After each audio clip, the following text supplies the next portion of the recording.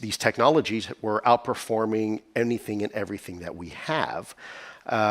So if this was some sort of foreign adversarial technology that's been around for 70 years, this would be considered probably the worst intelligence failure my country has ever experienced, perhaps even eclipsing that of 9/11 on an order of magnitude. So the last option is, well, if it's not our technology and it's not some sort of foreign adversarial technology, then whose or what is it? And that's where we are now in the conversation, certainly with our lawmakers and our legislative branch and our executive branch. And so that's precisely what we're trying to figure out now is what exactly are these if they're not ours?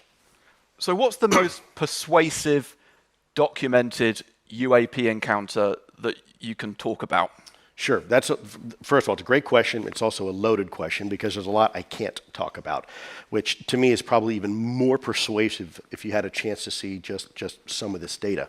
What I can talk about is probably the most famous case that we had. It was in 2004. It involved the USS Nimitz Carrier Strike Group. This is a nuclear-powered, if you will, aircraft carrier, along with a fleet of other vessels, nuclear-powered, and in some cases submarines. And so they were doing what they call workups, or they were practicing before going out on a deployment. And they were out in 2004 in November, conducting operations off the coast of San Diego, California. And there you have one of the escort ships with the latest Spy-1 radar capability beginning to pick up some sort of weird anomaly. In fact, not only was it the USS Princeton at the time with this brand new radar system looking at this, which one could argue maybe was a radar glitch, but you also had an E-2 Hawkeye that was also in the air providing airborne radar. And both are now looking at some sort of object, we'll call it an object, coming in from 80,000 feet and within less than a second, now hovering 50 feet over the water.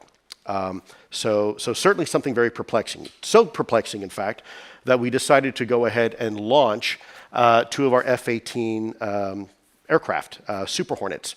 And so as you had Commander Dave Fravor and Commander Alex Dietrich, this is Commander Dave Fravor, by the way, a Top Gun graduate and instructor. These people are trained to identify and determine the difference between an SU-22, a MiG-25, and a F-16 from 20 miles away.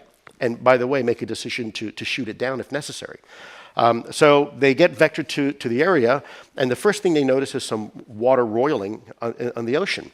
And so Dave decides, being the kind of pilot that he is, he's going to go in and take a look at this. So he conducts a very, very evasive maneuver to get down and close to what he describes as this white, looks like a Tic Tac, literally like the breath mint.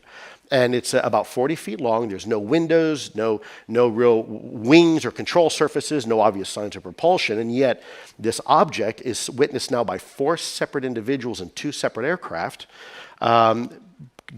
bouncing back and forth almost like a ping pong ball right over the surface of the water. So as he goes down and to take a closer look at this, all of a sudden this thing begins to react to Commander Fravor's evasive maneuvers. And really, as Commander Fravor's coming in for a better look, this thing begins to maintain its distance and almost parlay, if you will, and keep a distance from this aircraft. So that tells us, first of all, it's intelligently controlled. And so as he decides this time, okay, I'm not getting anywhere here. I'm just going to go aggressively and go for this thing. Full throttle, goes in, and if you will, for that quote-unquote kill to see what this thing is. And all of a sudden, like that, it's gone.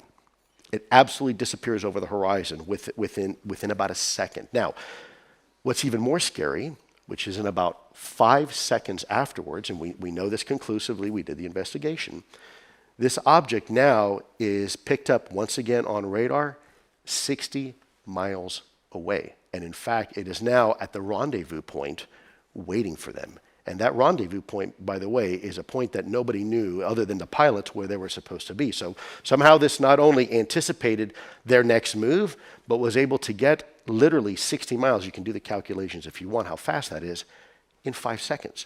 So something certainly well beyond our capabilities even today. Hypersonic velocity, instantaneous acceleration, and whatnot. And that's Dave Fravor up there. That is Commander Dave Fravor. One of our best pilots. And also, I suppose what's been particularly compelling in the news stories is there's also these videos. So I wonder if we, in a second, can show the 2 UAP encounters from 2015. These are the videos that the Pentagon authenticated as being real last year. So why don't we play those, and then you can tell us what's so incredible about what we're seeing. Can we roll the tape? Dude, that is a fucking drone, bro. There's a whole fleet of them. Look on the ASA. My gosh. They're all going against the wind. The wind's 120 knots from the west. Look at that thing, dude.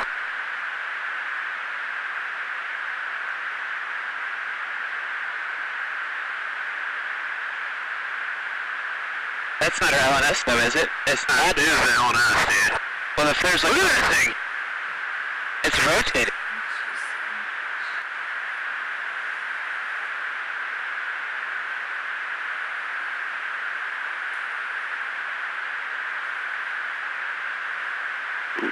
Nickel 6-1 Tango, Roger, over. Oh, got it! Woohoo! Roger, there's troubleshooting as soon as I get... Did you box moving target? 02. No, I took an auto track. Oh, okay. Oh my gosh, dude. Wow, look at it fly! So what's going on there, Lou?